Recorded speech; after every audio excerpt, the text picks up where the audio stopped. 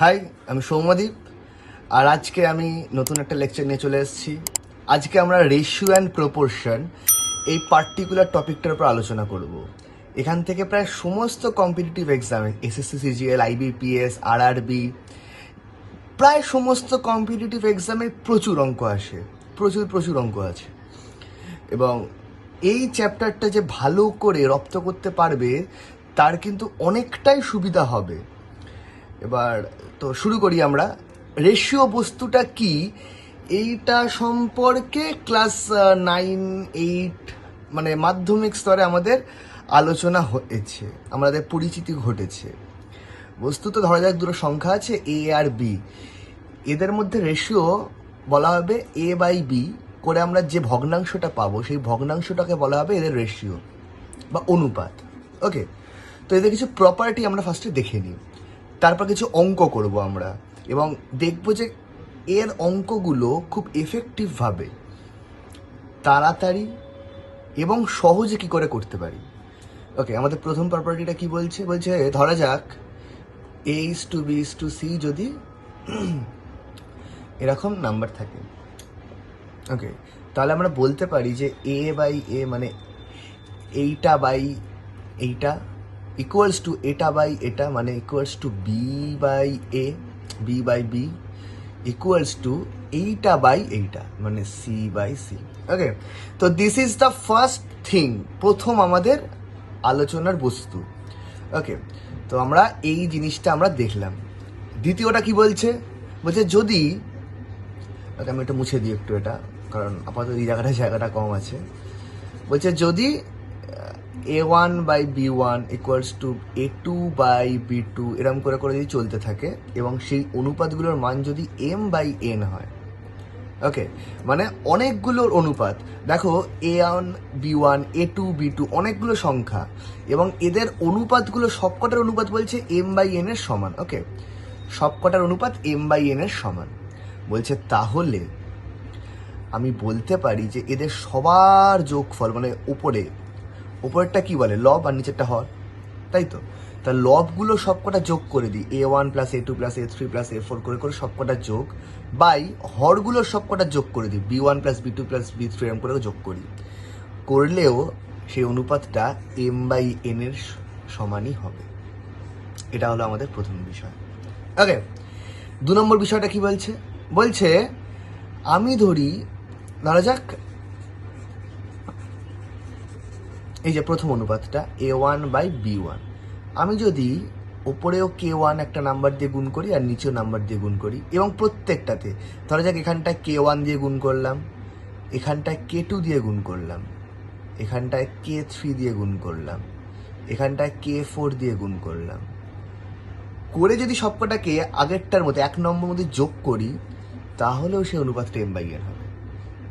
ওকে, তো এটা আমাদের 2 নম্বর। আর 3 নম্বরটা কি? 3 নম্বরটাও প্রায় এক, শুধু এখানে বলছে আমি এই যে K1 দিয়ে গুণ করলাম করে যদি আমি টু দি পাওয়ার N করি, টু দি পাওয়ার N1, এটা টু দি পাওয়ার N2 করি, ওকে, এটা টু দি পাওয়ার N3 করে অ্যান্ড সো অন, তাহলে আমি যোগ করে M/N পাবো। ওকে, এই 3টে হলো আমাদের প্রাথমিক বস্তু যেটা আমাদের কাজে লাগবে। ওকে, তো পরবর্তী যাওয়া যাক পরের অংশটায়। ওকে, তো আমাদের পরবর্তী অংশে চলে এসছে। আচ্ছা, বলা হচ্ছে যে A আর B দুটো নাম্বার আছে, এদের অনুপাতটা ধরা যাক C/D। যদি এরকম হয় তাহলে B আর A এর অনুপাত মানে B/A এটা হবে D/C। এটা হচ্ছে আমাদের 1 নম্বর। ওকে, মানে A/B যদি C/D হয় তাহলে B/A সমান D/C। ওকে, 2 নম্বরটা কি বলছে যে আমরা এটাও বলতে পারি যে A/B সমান যদি C/D হয় তাহলে আমরা বলতে পারি যে A/C এটা সমান কিন্তু B/D। কেন? কারণ A/B = C/D মানে কি A/B সমান C/D, সিটাকে এখানে নিয়ে চলে আসবো, কোনাকুনি গুণ করলাম, এইটা আমাদের 2 নম্বর। ওকে, আর 3 নম্বরটা কি বলছে? ওকে, 3 নম্বরটা খুব ইম্পর্টেন্ট কিন্তু।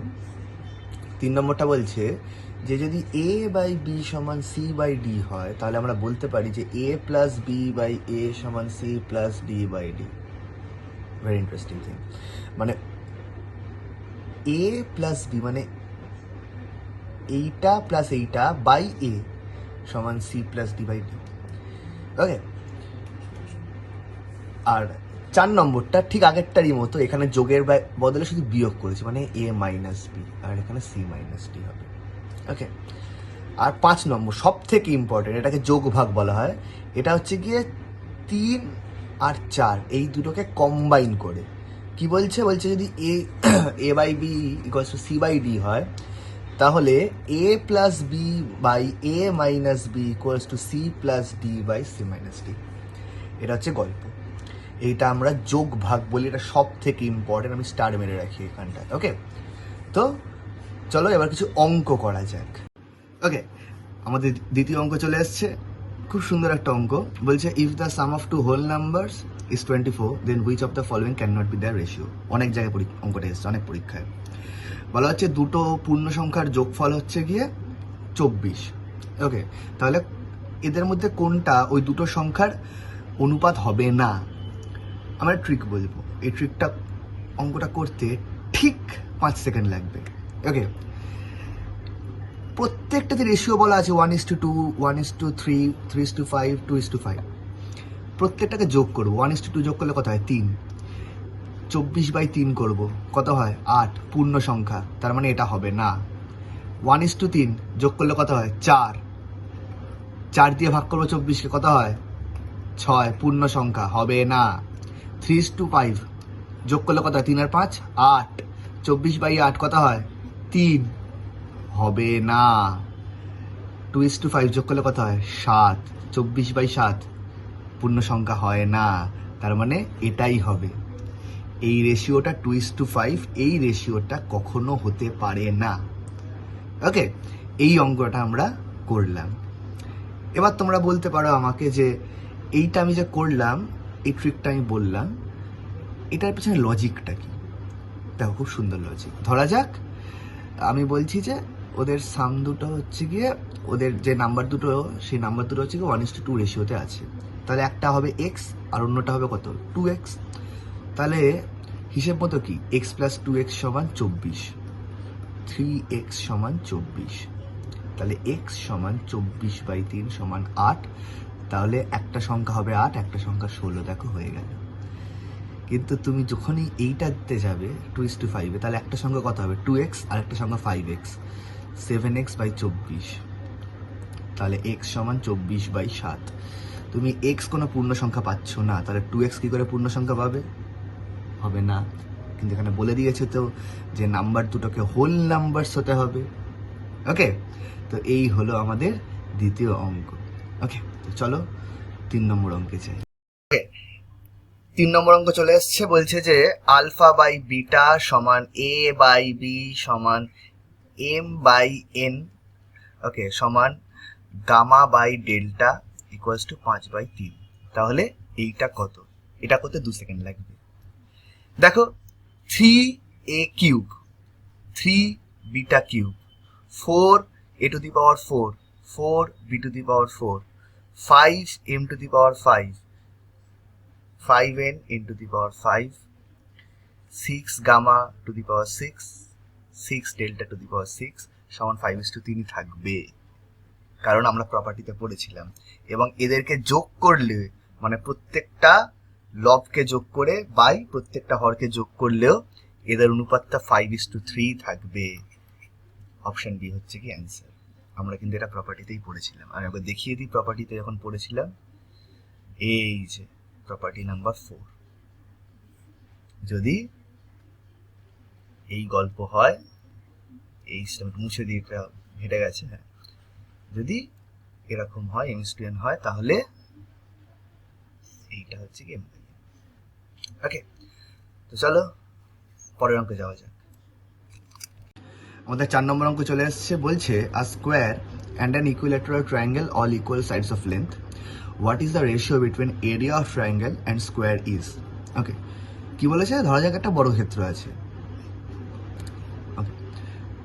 বলছে এর বাহুর দৈর্ঘ্য ধরা যাক এ, ঠিক আরেকটা সমবাহু ত্রিভুজ আছে, এরও বাহুর দৈর্ঘ্যগুলো এ। তাহলে বলছে যে এই ত্রিভুজটা আর এই বর্গক্ষেত্রটা, এদের দুজনের ক্ষেত্রফলের এরিয়া কত, রেশিও কত। একদম 5 সেকেন্ড লাগবে। সমবাহু ত্রিভুজ এরিয়া কত হয়, √3/4 a স্কোয়ার। বর্গক্ষেত্র এরিয়া কত হয়, a স্কোয়ার, মানে √3/4 a স্কোয়ার = a স্কোয়ার। এটা সমান কত হয়, √3/4 = 1। এখানে কত হয়, √3:4। অপশন ডি হলো অ্যান্সার। আচ্ছা, এই ধরনের অঙ্কগুলোতে কিন্তু একটা জিনিস তোমরা একটু লক্ষ্য রাখবে, সেটা হচ্ছে কি অর্ডারটা।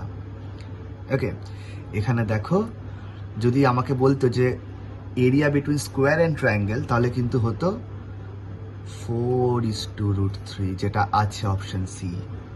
কিন্তু এখানে কি বলেছে, area of triangle and square. তাই জন্য এই জায়গাটুকু একটু তোমরা খেয়াল রেখো। ওকে, তো আজকে আমরা রেশিও অ্যান্ড প্রপোর্শন কিছু প্রপার্টিসগুলো দেখেছিলাম একটা গ্লান্স, তারপর কয়েকটা অঙ্ক করলাম। তো আশা করি তোমাদের ভালো লেগেছে। তোমরা যদি এরকম আরও কিছু লেকচার দেখতে চাও, তাহলে অবশ্যই ভিডিওটা লাইক করো, শেয়ার করো, আর চ্যানেলটা সাবস্ক্রাইব করো।